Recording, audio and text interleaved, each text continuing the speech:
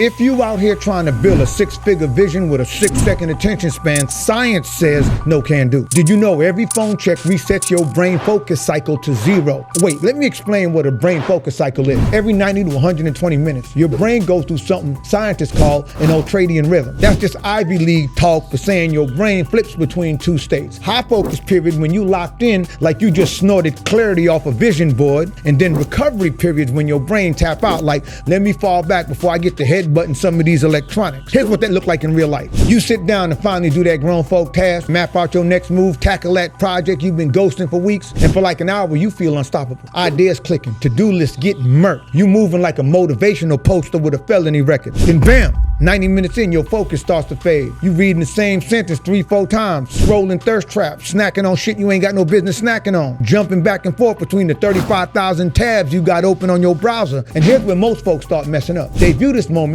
where they're unable to focus as a negative thing. Start talking down to themselves. Why you so lazy? Get it together. This why we broke. But nah, that's your brain doing exactly what it's supposed to do. But every time you touch that phone, you reset high focus mode to 0. And you can judge your recovery mode however you want. But fighting with your brain's natural rhythm is like arguing with TSA. You might win eventually, but it's gonna ruin your whole trip. Speaking from experience, your luggage getting stolen. My name is Tijuana Jackson. I help grown folks finally get clear on their life's direction. I use humor to teach what school skipped, church shamed, and your daddy dodged, because I believe if you work through your pain, you get to serve through your purpose. I do free coaching for people who are serious about change. You want to get some of this free game? Link is in the description. But in other words, a man can't manifest like a monk if a man is obsessed with the memes. Most of us ain't attracting better because we ain't present enough to receive it. Pause! This video is gonna prove to you that you've been riding with the most sophisticated dream killer in the history of haters. And by the end, you'll understand why your dreams stay buffering even when your Wi-Fi's strong. Marlon Wayans had suggested I take my show on the road, so I decided to take his advice. Well, this morning I woke up early, like I usually do, but this time in somebody else's bed. I got my family with me, and my 4-year-old son is in a deep sleep beside me. He jet lagged, and on top of that, went to bed real late. I got to piss like a hydrated hobo, but the last thing I want to do is wake this child. And he's my mini-me, so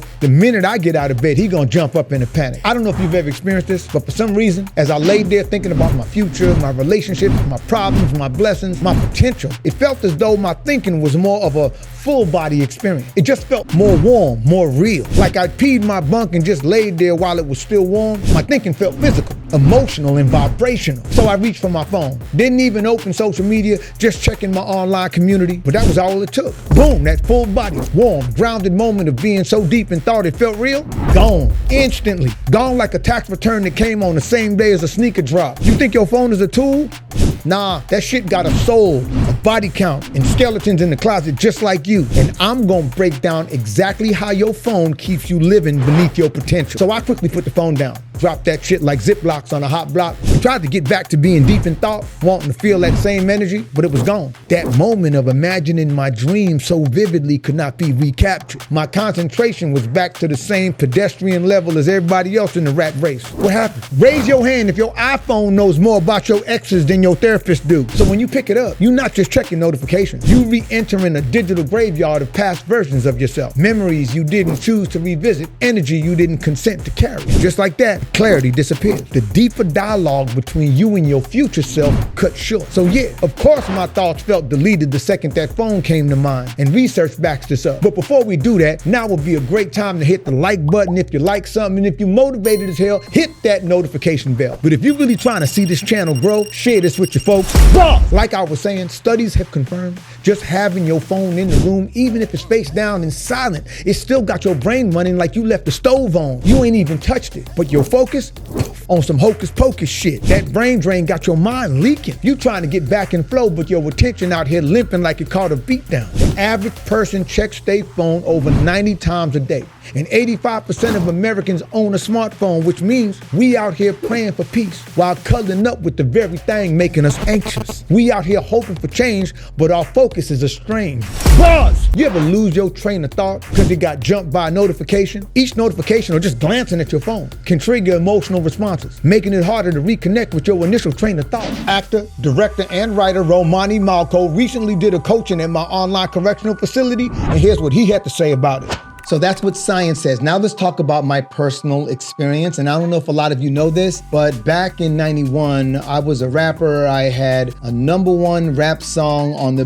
Billboard rap charts. I toured all over the country, and I was recognized alongside legends like Public Enemy, Ice-T, Naughty by Nature. Now, a lot of what happened in my rap career, I recall visualizing like vividly long before they had ever happened. I imagined myself being on those stages, being praised for my performances, hit records, show-stopping concerts, but I made mistakes. And I think that my biggest mistake was not dreaming big enough. So my rap career was short-lived. I'm what you call a one-hit wonder. My internet business started in 1996, back when I was buying ads on Yahoo before Google even existed. But the same process that helped me succeed in music, deep concentration, visualization, imagination, helped me build my first internet business. Back then, I didn't have sophisticated smartphones breaking my train of thought every 20 seconds. All I had was email and news groups, and I barely understood how to use those. And that same formula that manifested my rap career and my online business also is how I launched my film career. I'm from an era where phones were attached to the wall. So I can't really call it a secret because it's pretty common among the successful people that I know.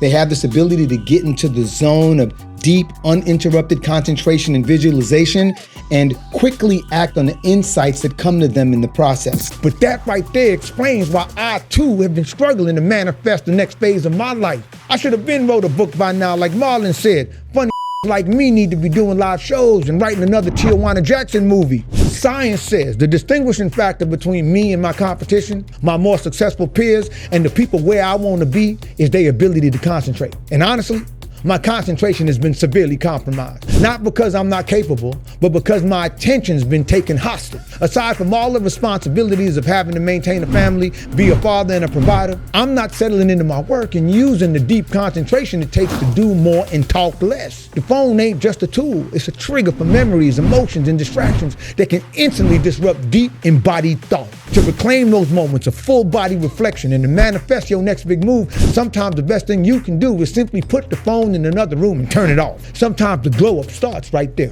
Like I said, my name is Tijuana Jackson. I help grown folks finally get clear on their life direction. I do free coachings all the time. And if you want to schedule a free coaching, link is in the description. When you fully engaged, not multitasking or distracted, you have a deeper, more tangible, full body experience of your own thoughts. That's been breeding ground for my own manifestation. What makes it so powerful is you're not just thinking, you're experiencing. But it's hard to reach that state when your concentration keeps getting hijacked, broken up, and pulled in different directions. Still, when you do lock in, the truth feels more real, more probable, and that's what makes it so inspiring. And if you're trying to recapture some of that inspiration, I made this video right here for some of y'all late bloomers. It's a game changer. Subscribe to my dad's channel. Bye!